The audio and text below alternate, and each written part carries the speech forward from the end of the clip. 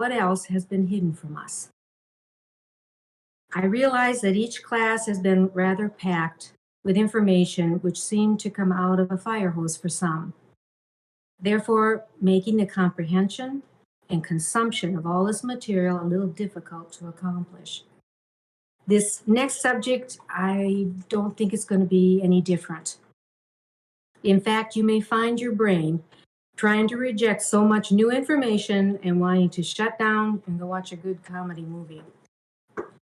I just want to encourage you, though, to hang in there. Yeshua said to knock and keep knocking. Ask and keep asking, and he will answer. I'm 69, and I can tell you he does not lie. I wanted the truth and clung to him, and he has been faithful, so don't give up. Each time I have questions from others to answer on this subject, I find more interesting information, and Father reveals more from his word to me as I search for the answers. This subject is not to be pursued lightly. There is so much in Scripture and other sources that points to Yahweh's calendar and timepiece he set up. To ignore all the evidence is to deny the Creator's hand in all aspects of our life, right down to how we are to walk out each day he has set before us. He has placed his appointed times in the heavens on his calendar for us to follow and keep watch for his conclusions of this earthly existence and enter his eternal kingdom in due season. This can only be done following his signs, which make up his calendar and timepiece.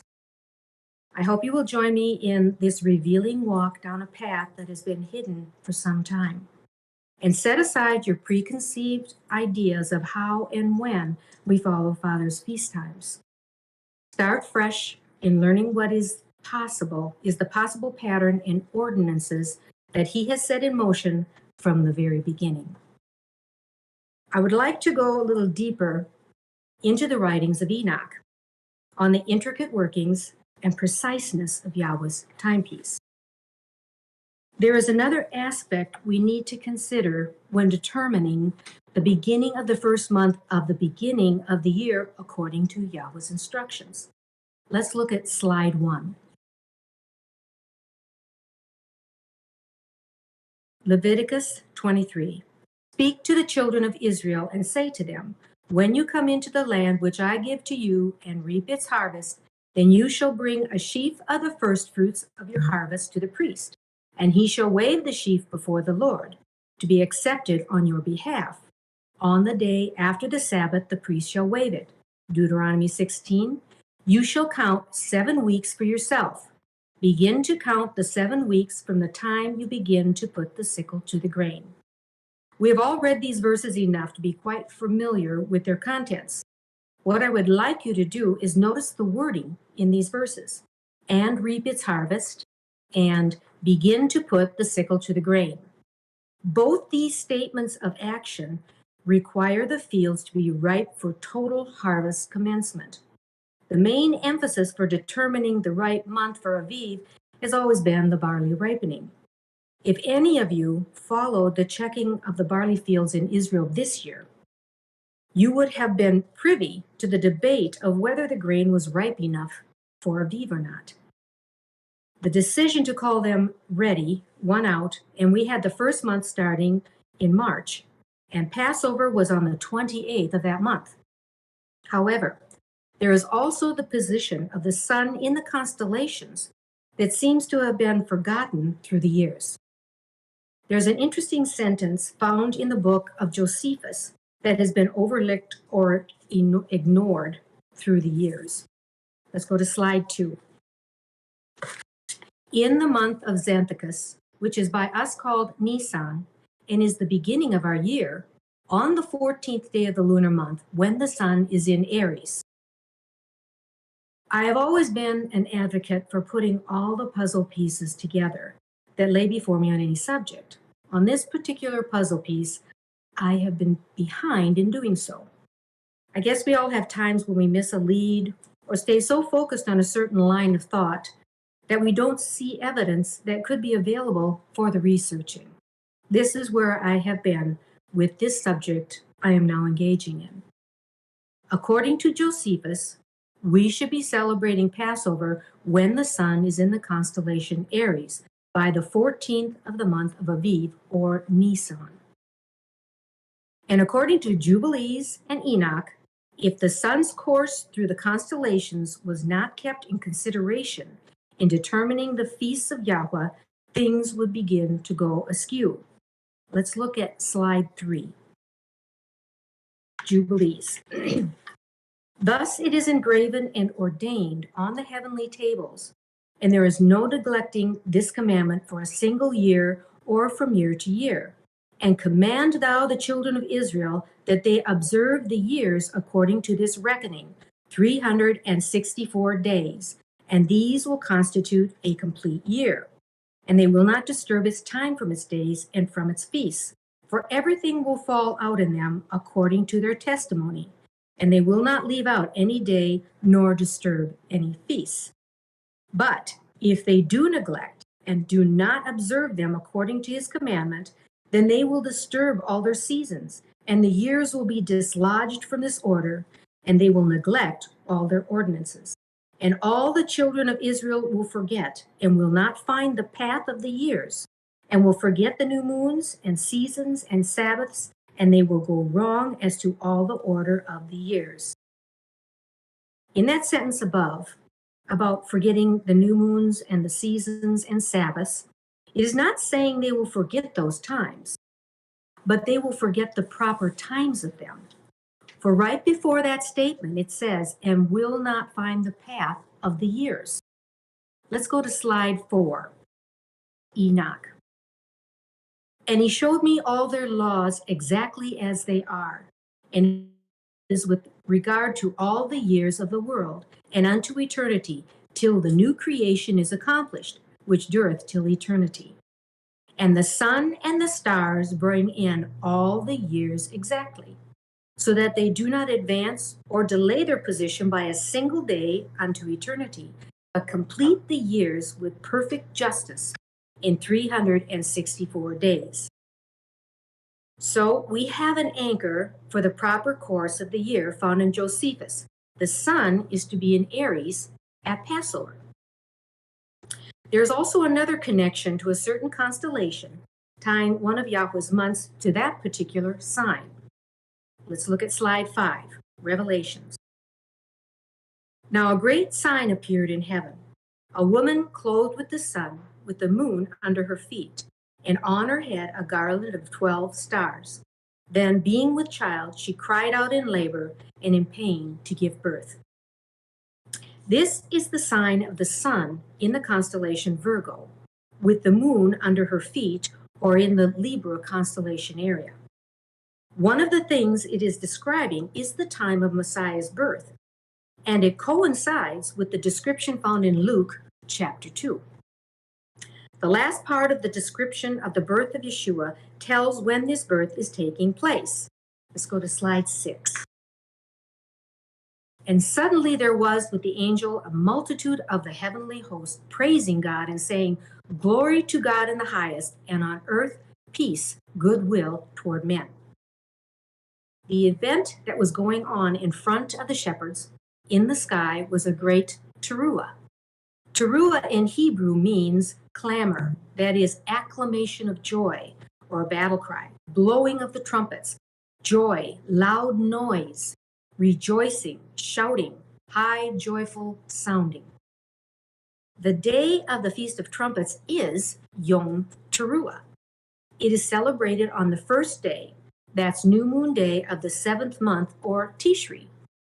This is also the very day that the sign of Virgo, clothed in the sun with the moon at her feet, appears in the sky every year on Tishri, new moon day. Coincidence? I don't think so. Just as Revelations connects the birth of a child to the constellation Virgo, so Luke records the birth which gives the clue as to when it took place. It is at the time of Yom Teruah. Okay, knowing these two signs in Aviv and Tishri as anchors in two specific months, Let's look at 5 years of Yahweh's calendar, starting with 2017. Let's go to slide 7.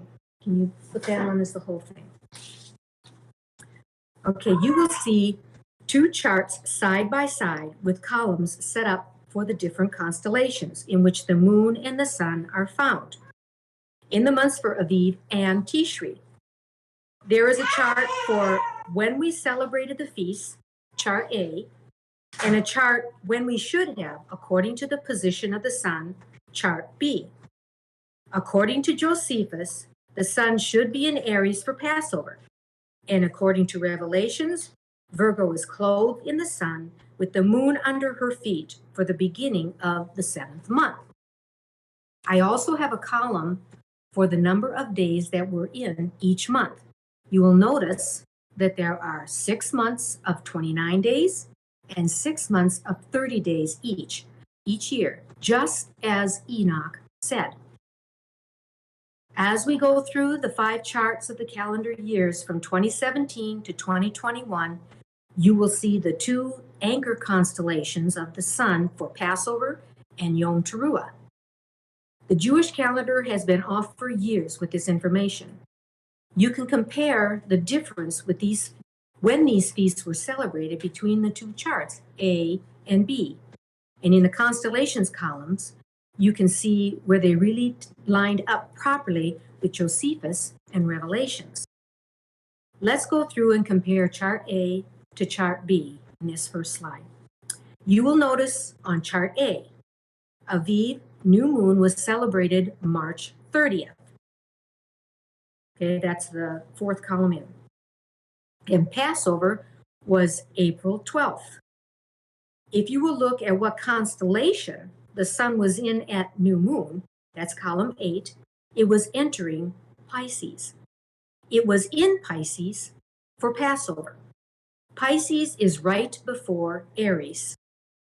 On chart B, new moon day would have been April 28th. The sun would be just entering Aries. And on Passover, which would have been May 11th, it would be leaving Aries but still in it. Now, look at the month of Tishri. It was celebrated on September 22nd on chart A. And the sun was at the top of Virgo, and the moon was at her waist. On chart B, Yom Teruah would have been celebrated on October 22nd. The sun was in Virgo, or Virgo was clothed in the sun, and the moon was under her feet in Libra. Josephus also comments, at this time of tabernacles, the weather is turning to winter.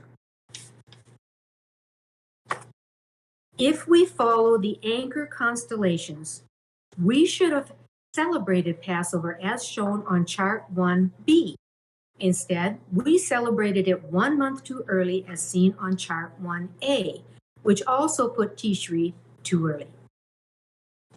As we continue through each of the years, you will notice when 1 month, Aviv, lines up with the proper sun position, so does the other month, Tishri. Let's go to slide 8. Let's look at the next year, 2018 to 2019.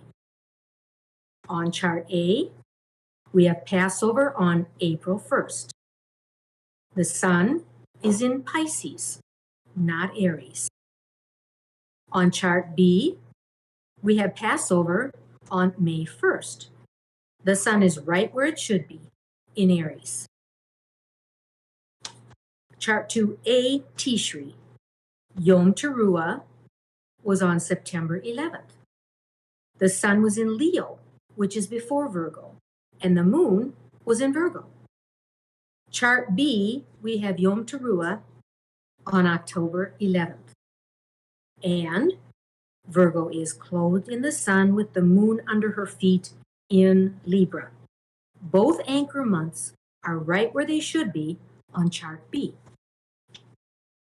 Notice the Jewish calendar, which is chart A, added a 13th month in this year. You can see it at the bottom of the days column on chart A. Remember, they are only looking at the barley, if even that. I believe the main thing that is done is by calculation. Let's go to slide 9. Okay, next year, 2019, 2020. Notice both charts are the same.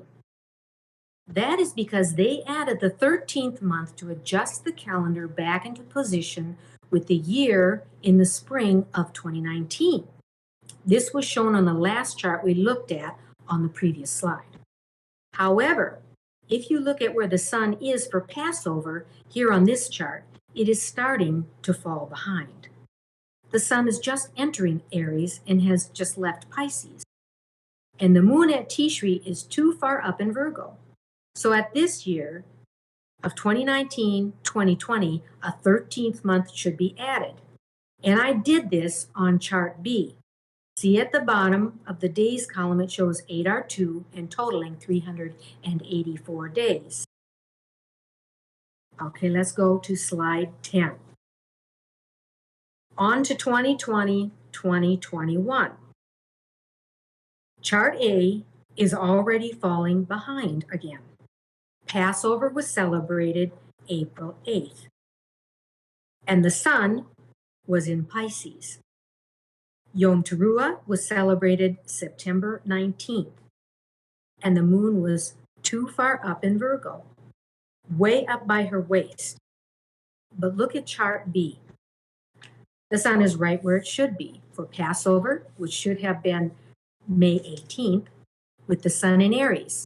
And Yom Teruah is the same thing, right where they should be, with Virgo clothed in the sun and the moon under her feet. This is because the 13th month was added at the time of spring 2020, 8R2 on chart 3B on the previous slide, where I added it. Okay, let's go to slide 11. Now what is going on this year of 2021? Chart A. Passover was celebrated on March 28th, and sure enough, the sun was in Pisces. However, if we would be following chart B, according to the anchor constellations, we should have celebrated Passover April 27th, putting the sun right in Aries. I would say with what is going on the chart A, what is showing on chart A, they will be adding another 8R2 this spring of 2022 because it's falling behind. My conclusion to plotting out these 5 years is I'm going to add the sun and constellations into the mix, and Yom Teruah should be landing in October this year. If you add these two puzzle pieces, putting the sickle to the grain and the position of the sun to the instructions of harvesting the barley will always be ripe. It will be ready to harvest the whole crop, not just enough to wave like they do most of the time now. The first month of the year will truly be Aviv. The barley will be brittle enough to be destroyed by hail, as at the time of the Exodus. Another fact I noticed is that we need to look to the first new moon in April. Each chart B shows this very thing. Chart 1, it was April 28th. Chart 2, April 18th. Chart 3, April 7th. Now this is chart B, new moon when it's showing. Chart 4, 4/25, April 25th. And chart 5, April 14th. Okay, there is one more chart I would like to show you. This chart shows the very information given by Enoch on the course of the sun and moon through the portals or constellations through the year. He explains about 4 stationary days that are in place and how they lead each quarter of the year and head each new season. Let's go to slide 12. This is the course of the sun. Okay, I will read from Enoch as you look at this chart. Follow the portals. The portal, the sun rises and sets in. These are columns 2 and 4.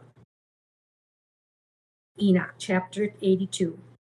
Blessed are all the righteous. Blessed are all those who walk in the way of righteousness and sin not as the sinners, in the reckoning of all their days in which the sun traverses the heavens, entering into and departing from the portals for 30 days with the heads of thousands of the order of the stars, together with the 4 which are intercalated, which divide the 4 portions of the year, which lead them and enter with them 4 days. Owing to them, men shall be at fault and not reckon them in the whole reckoning of the year. Yea, men shall be at fault and not recognize them accurately, for they belong to the reckoning of the year and are truly recorded thereon forever. 1 in the first portal, and 1 in the third, 1 in the fourth, and 1 in the 6th. And the year is completed in 364 days. And these are the names of those who lead them, who watch that they enter at their times, in their orders, in their seasons, in their months, in their periods of dominion, and in their positions. There are 4 leaders who divide the 4 parts of the year enter first, and after them, the 12 leaders of the orders who divide the months. And for the 360 days, there are heads over thousands who divide the days. And for the 4 intercalary days, there are the leaders which sunder the 4 parts of the year. First, I want you to understand, the 12 months being talked about pertains to the sun, not the moon. Can you see the 4 intercalary days? Just look for the 1st, 3rd, 4th, and 6th portals in the 2nd column, having an extra day in that month. That 1 extra day in each quarter is that intercalary day, which does not move. These are the places in which we have the spring equinox, which is in the 3rd portal in the 4th quarter of the year. That's the bottom one. The summer solstice, which is in the 6th portal in the 1st quarter of the year. The fall equinox, which is in the 4th portal in the 2nd quarter of the year. And the winter solstice, which is in the 1st portal in the 3rd quarter of the year. Here is another element we have ignored that was set in place in the heavens as an intricate part of Father's timepiece and calendar. The 4 immovable days dividing the year into 4 seasons. The spring and autumn equinoxes being the 2 times in the year the day and night are equal, and the summer and winter solstices being the longest and shortest days. You can see them plainly on this chart. Okay, let's go to slide 13. Look at this statement made by William Becker in 1995 about our present calendar. The inconsistencies of the present calendar came about by the forced amalgamation by Constantine of the Roman-Egyptian solar calendar of 365 or 366 days with the 28-day lunar calendar divided into quarters of 7-day weeks. The calendar as we know it repeats the same date on the same day of the month and week only after several years, as I'm sure you are aware, grasshopper dates. The problem is to make the solar year divisible into 7-day lunar weeks, which are now so ingrained into our way of life. 364 days divided by 7 equals 52 weeks. I thought it was quite interesting he called our present weeks lunar weeks. and he uses the year's size as 364 days. The reality of the matter is that nothing has changed in the course of Yahweh's calendar and timepiece. It is steady, just as Enoch said, from eternity to eternity till the new creation is accomplished, which dureth till eternity. And the equinoxes and solstices play a big part in the accuracy of the year cycle. Okay, could we look at Jubilees one more time? Let's go to slide 14. Thus it is engraved and ordained on the heavenly tables, and there is no neglecting this commandment for a single year, or from year to year. And command thou the children of Israel that they observe the years according to this reckoning, 364 days. And these will constitute a complete year. And they will not disturb its time from its days and from its feasts, for everything will fall out in them according to their testimony. And they will not leave out any day nor disturb any feast. But if they do neglect and do not observe them according to his commandment, then they will disturb all their seasons, and the years will be dislodged from this order, and they will neglect their ordinances. And all the children of Israel will forget and will not find the path of the years, and will forget the new moons and seasons and Sabbaths, and they will go wrong as to all the order of the years. And slide 15, let's read Enoch again. And he showed me all their laws exactly as they are, and how it is with regard to all the years of the world, and unto eternity, till the new creation is accomplished, which dureth till eternity. And the sun and stars bring in all the years exactly, so that they do not advance or delay their position by a single day unto eternity, but complete the years with perfect justice in 364 days. I know that a lot of people, when they read Jubilees, they think that, and Enoch, they think that they are saying it is a solar calendar. It's not.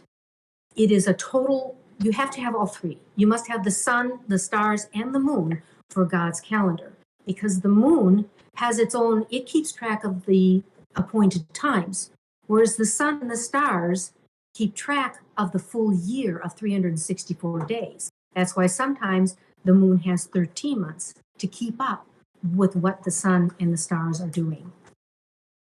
Let's go to one last slide, slide 16, and put that on a full page too. Okay, I've made a calendar page that has all the different aspects I have presented to you from all the presentations I've done so far. Now you can see how it all fits together. The moon to start the new month, the sun in constellation position for keeping the year coming in and going out correctly. I am using the month of Aviv or Nisan for this year of 2021. And I am also using the sun position that is supposed to be according to Josephus. First, we have the template Father set up at the eastern gate of the temple. You will see the open, shut, shut, shut on here. New moon day, open. 6 work days in a row, shut. And the 7th day or Sabbath day, open. You can see they're all in place. The new sliver was sighted in Israel on April 13th. And on April 14th, which is where we should have celebrated New Moon Day for Aviv, the sun was in Pisces. And counting down to Passover Day, the 14th day of Aviv, that's the numbers are on the top left. Passover was in Aries, right where Josephus said it should be. On the 16th of Aviv, it was first fruits. First fruits day, this is in purple. Look at the 3rd row. The day for waving the first sheaf or omer of barley. This sheaf was taken to the priest to wave before Yahweh, This day is a day when the gate is shut, for it is the first work day after the Sabbath. Because it is taken to the temple, the gate used for this offering would be the south gate or north gate, as according to Ezekiel 46. We have this same scenario of south or north gate for any offerings on the 21st of Aviv, if they were to be made, because for that day is to be a Sabbath-like day, but is on the last one of the 6 work days in a row. The next day is the Sabbath day, and the eastern gate is open. This Sabbath is also the first of the complete or undefiled Sabbaths in the count to Shavuot or Pentecost. And I have it on there, first complete Sabbath. You can see it there. The purple numbers in the upper right-hand corner of the boxes are the counting to Shavuot up to the 21st day. Didn't want to make a real long one. You will notice that Aviv had 30 days according to the movements of the moon. That's on row 5. This day is a work day, but is not connected to the 6 work days in a row for the perfect week count. So it is not counted in the 7 weeks count to Shavuot. The next day was New Moon Day and is also not counted in the weeks count, but the gate is open. The count is started up again on the first work day after New Moon Day of the new month, Iyar. Remember, we are to count the undefiled Sabbath weeks as instructed in Leviticus 23:15, not 15 days in a row, 50 days in a row. You are only counting 50 days total, but it is 7 weeks times 7, which equals 49 days, plus the day after the 7th Sabbath counted. I put the Gregorian dates at the bottom of each day on this calendar so you can see how it fits. If you notice, the calendar starts with Wednesday, for that was the day that coincided with the first day of the month Aviv. All this may seem confusing, but it is like anything new you learn. The more you follow it, soon it will just be as automatic and understandable as looking at the clock for the time. So, if anybody has any questions. That was great. Excellent. So we did have a few questions. Firstly, I just want to, on behalf of everyone, thank you so much, Diane, for coming out and for doing this awesome presentation. I can tell you put so much effort into making all of these graphics. Where can people get in touch with you if they want to get a copy of these pictures and the graphs that you made? You can go to my email, Diane Isaiah 5812. That's Diane ISA 5812 @gmail.com. Excellent, thank you. So our first question comes from Carlo Regatas. Question: we all know the heliocentric explanation of eclipses, but the geocentric explanation doesn't seem to be agreed upon. My own research of Rahu and Ketu provided the most plausible explanation. The Antikythera mechanism in astrolabe seem to provide proof of the geocentric model and also gives more credence to the Rahu-Ketu theory. What is your opinion about eclipses and the causes? That is one subject I haven't really got into. I've been leaving that to Rob Skiba and Zen right now. Right now I've been trying to mainly get the calendar straightened out for people to watch. I am not opposed to that, getting any information on it, but I have been working on this, so I haven't really gotten too much into that. Those are things that when you go so deep in it, you got to really spend a lot of time digging and stuff. And I'm sure that Rob and Zen have really been digging into that. Yeah, that is a good question that I think everyone shares, right? Yeah. And let's face it, we're these little minute persons on the top of this earth, and to be able to try and understand and see how everything is moving above us, that's not real easy to comprehend, especially when we've been brought up with the globe. It's hard to try and picture it differently. But I know that if someone really digs into it, God's going to reveal it, because when we ask him and when we really dig, he will show it to somebody, and somebody is going to give us the answer. They're going to say, I found it. God has shown me. I know it. Amen. Yes. So our next question comes from Maxwell Dooney. And I think you might have touched on this today. It says, is a month added when the 13th new moon day occurs before the spring equinox, as what was taught with the wheat not being Aviv? Let's see, the equinox is usually March, so the month, you have to have Aviv, new moon, like I said, the new moon, with what I've been showing you, it's April, according to the Gregorian dates. Now, I am starting a new study, and I have been recording sunrise and sunset in Jerusalem. I started in Tammuz. I didn't think about it soon enough. I should have started in Aviv.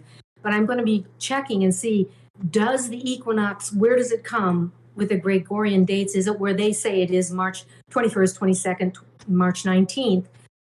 But you always want to start Aviv after the equinox. So you don't want to have the new moon before the equinox. It should be the one that is after, and it's usually April. It has to be. Thank you for that answer. Next question, also from Maxwell. Where in Scripture does it show evidence that would allow one to let go of the 7 consecutive days Shabbat as opposed to the lunar Shabbat? Have you watched any of my other presentations? I do one on the perpetual calendar, on the perpetual week. Which one is that? 3? I can even, if you want, I can send that whole teaching to you so you can walk through it. If you haven't looked at that one that I had on there, just send me an email and say, yes, I'd like that teaching on the perpetual week, so you can walk through it and see how, I'm using Scripture to show how it fits. All right.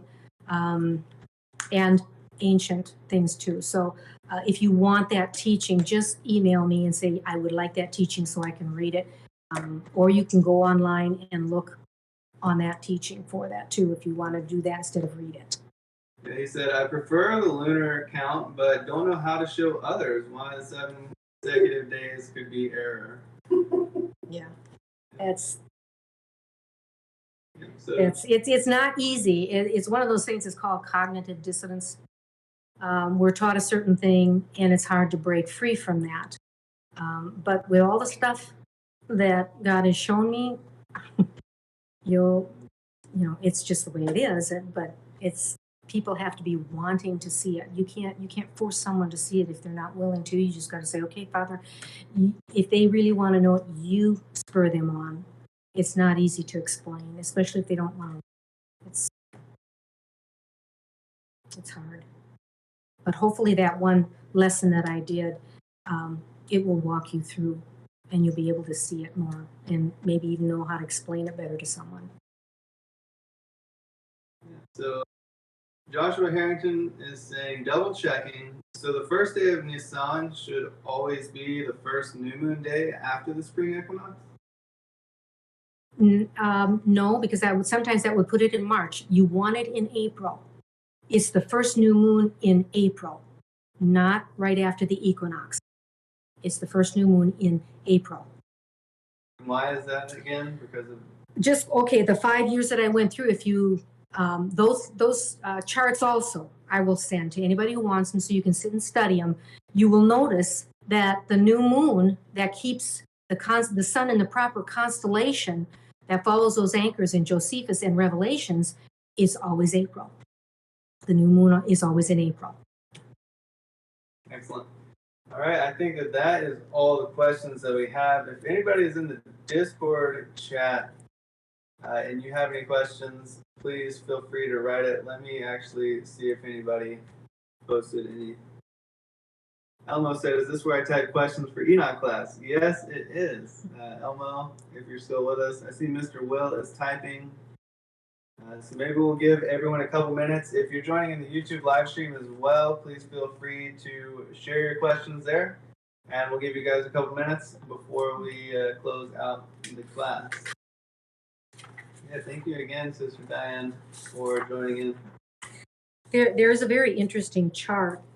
We might want to put it on that Zen had in his stuff of he found of the true dates of where the sun should be in the constellation. And to me, it's very fascinating. It's the last slide. If you wanted to put that up, it might help people why I say April.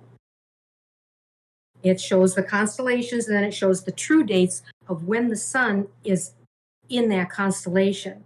And if you notice, do you have it up? If you notice for Aries, it starts in April.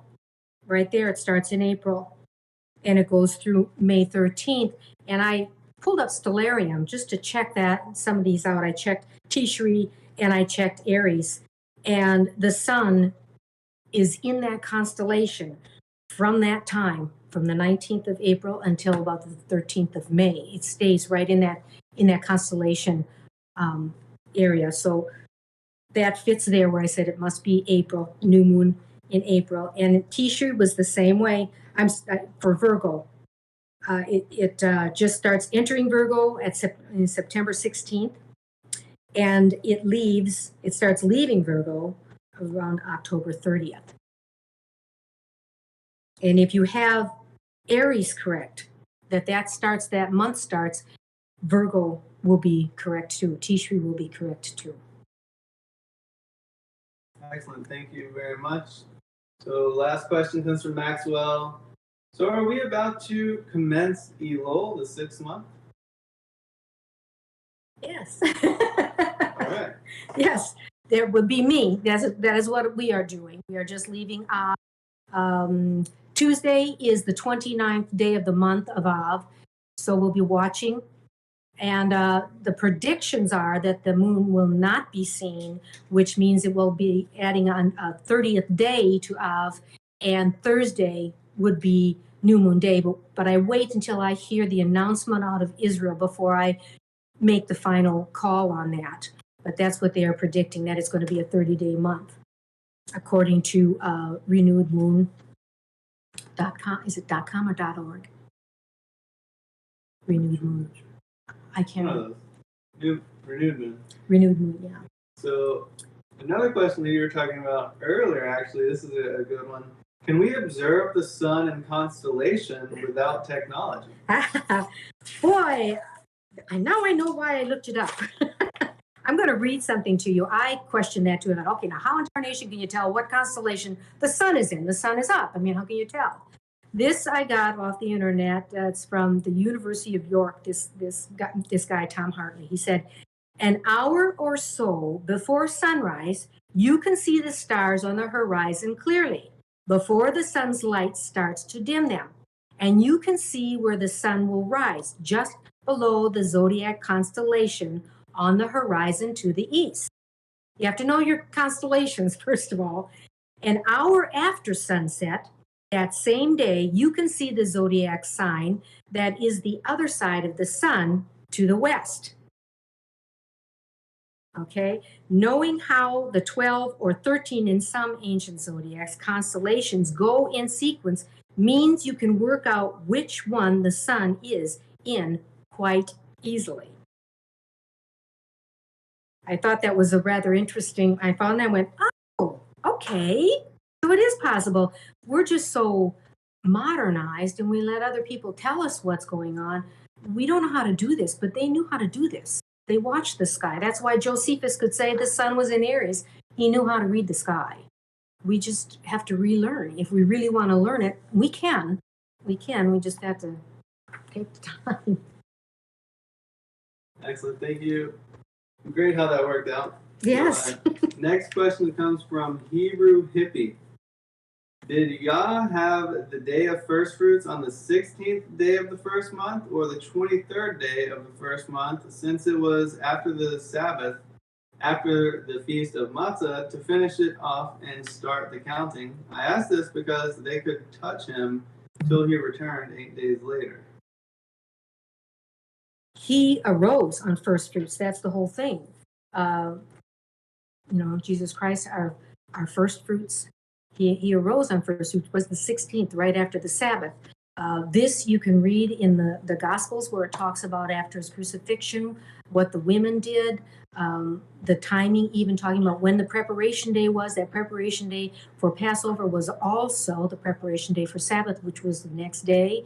If you read them slowly, wipe out all your ideas of how you used to read them carefully, you will see where it actually shows the 16th is the day after the Sabbath, which is after Passover. This is also written in Philo and Josephus. They also make this very well known in their writings too, that this is when it was. That first fruits was the 16th day of the month. Got it. And I think that is it for the questions. Let me check right here in Discord one more time. Rob Breath of Yas said, "Is this being recorded?" Yes, it is. So, lastly, I'd like to ask you to speak on your newest book that is getting ready to be released on Sacred Word Publishing. All right. I realized after the conference in 2020, there was a lot of things that I needed to reevaluate and get in there. Questions, especially like the perpetual week, was a big thing that came up. I'm sure if anybody watched those, you saw that was a question that came up. So I started doing more studying on it. I set that book out, the first one out, Yahweh's Unique Timepiece, the first one, with several chapters in there, a lot of Zen stuff on Enoch and things. But then after I got that one out, I can't remember what it was. I'd have to look at the book when it was again put out, revised. I realized there was more stuff. And the people who had bought my book that's from August 2020 wouldn't have any of this information. So I put another book together. It's about 163 pages. And it's got everything that the book from August 2020 doesn't have. It's got all the stuff on the perpetual week. It's got these charts of the that I just did today. I also have in the back of the book, I have a snapshot of the sun in Aries. It shows you the sky from Stellarium, and the sun in Virgo with the moon at her feet, so that you can get a picture of it instead of just hearing it. That's where it is in the sky. And then I've got a little bit more research in there. What else did I put in there? A lot of Zen's things are in there on his explanations. He goes through a lot of explanations on Enoch. He walks you through the mathematics of it. And I put all that in there, all his research. So he did all that, and he needs to have that out there where everybody can look at it, especially those who really want to study it. And so it's in there. He said I could put it in there, so it's all in there.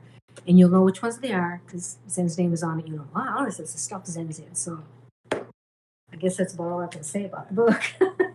Excellent. Joshua Harrington said, "When will your book be released?" And right now we're waiting on the final proof copy to arrive so that we can make that accessible for everyone. We should probably within the next few days put up a pre-order just for anybody who wants to do a pre-order. So we'll do that. Getting real close. Yeah, real it should close. be within September. We should have it finalized and ready for print and available for the public audience. So yeah, Sister Diane, we really appreciate you for joining again, and thank you everyone. We will see you next time. Any last words?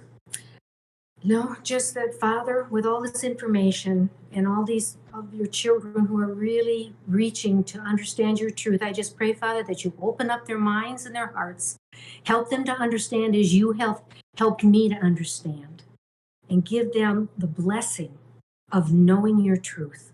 I just ask this in the name of Yeshua Mashiach. Amen. Amen. Hallelujah. Thank you, everybody, and we'll see you next time. Shalom.